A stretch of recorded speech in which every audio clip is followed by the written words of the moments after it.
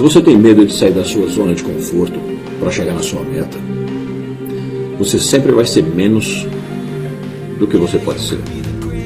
Isso em tudo na vida.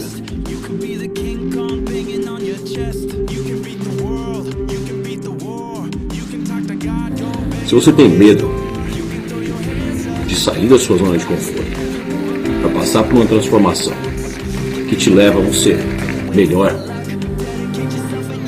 você sempre vai ficar na mesma coisa.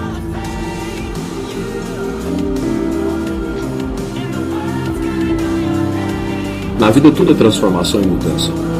Nada é estável. Para ter sucesso, você precisa ter a capacidade de mudança. Para ter mudança, você precisa ter a capacidade de não ter medo de mudar. E para passar as fases e os ciclos necessários para que você consiga chegar lá. Muitas vezes isso requer sair da sua zona de conforto. Aliás, na minha experiência pessoal, todas as vezes requer isso. Cabe a você, você decide. Você é um atleta com potencial maior? Saia da sua zona de conforto. Você é uma pessoa que precisa melhorar em alguma área?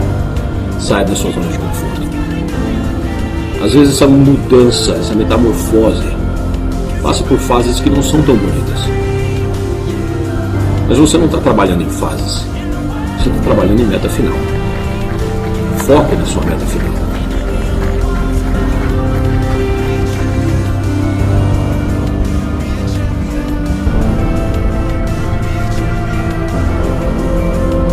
Tira fora todos os outros problemas.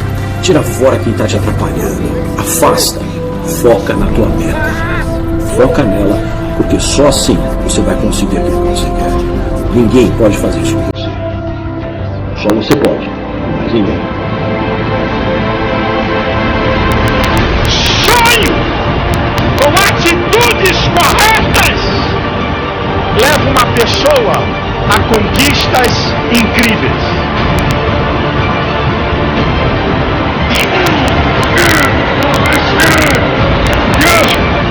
Como é que você vê a vida?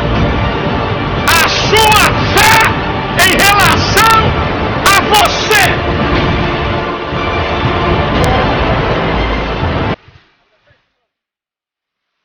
Você tem que acreditar em você, meu irmão. Você quer que algum membro da tua família acredite em você? Quando você mesmo não acredita em você?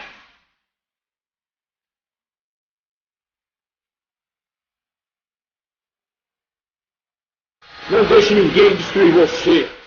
Você é aquilo que você acredita.